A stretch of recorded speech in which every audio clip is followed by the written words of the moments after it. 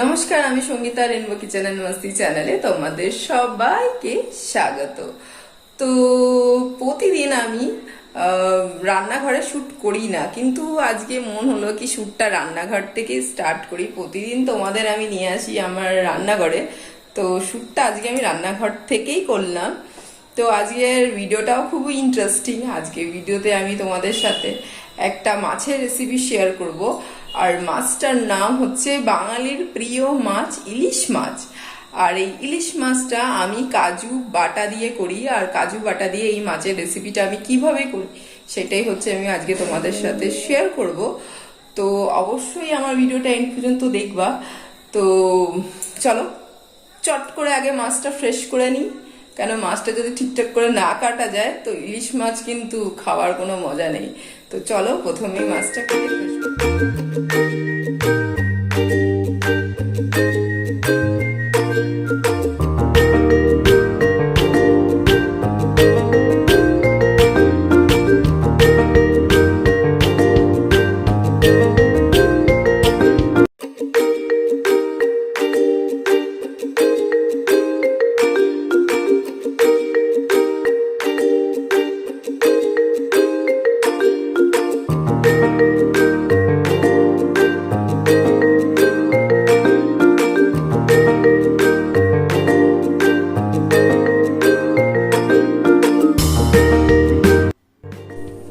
মাছটাকে প্রয়োজন মতন নুন দিয়ে হলুদ দিয়ে মাখিয়ে নেব।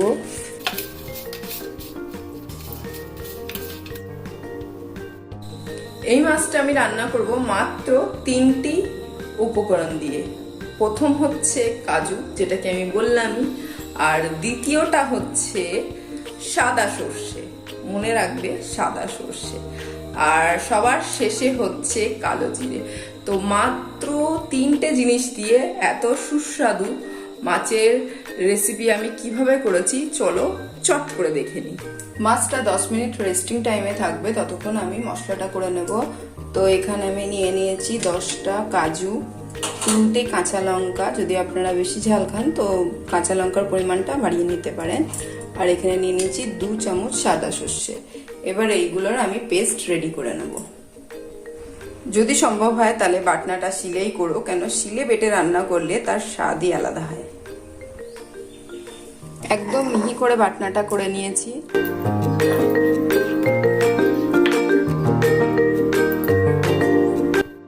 মাছটা আমি সর্ষের তেলে রান্না করব, আর কড়াইটা গরম হয়ে যাওয়ার পরে আমি সর্ষের তেলটা দেব, আর মাছগুলো একদম হালকা ফ্রাই করব, ডিপ ফ্রাই একদমই করব না।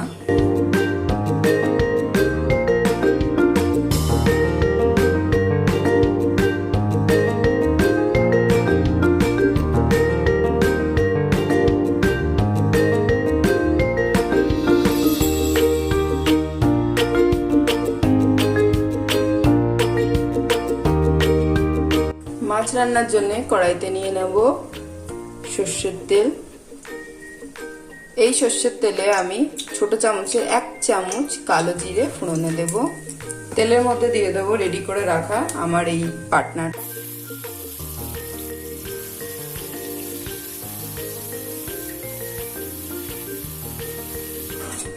এবার বাটনার মধ্যে আমি জলটা দিয়ে দিলাম।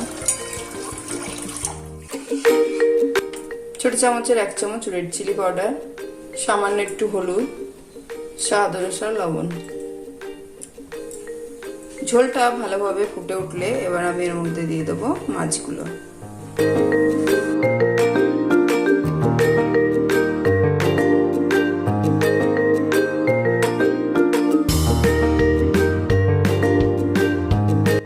মাছগুলো দেওয়ার পরে আমি ঝোলটাকে 10 মিনিট ফোটাবো।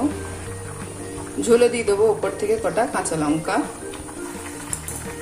রান্না একদম কমপ্লিট হয়ে গেছে প্রায়। এবার এর উপর থেকে আমি দিয়ে দেব কাঁচা সর্ষের তেল।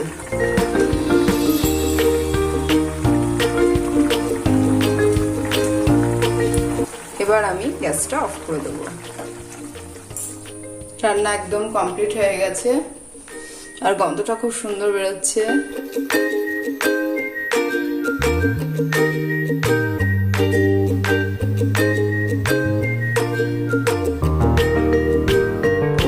আমার এই ভিডিওটা ভালো লাগে তো অবশ্যই কমেন্ট করো, শেয়ার করো, আর অবশ্যই আমার চ্যানেল রেনবো কিচেন অ্যান্ড মাস্তি তাকে সাবস্ক্রাইব করো। Thank you for watching.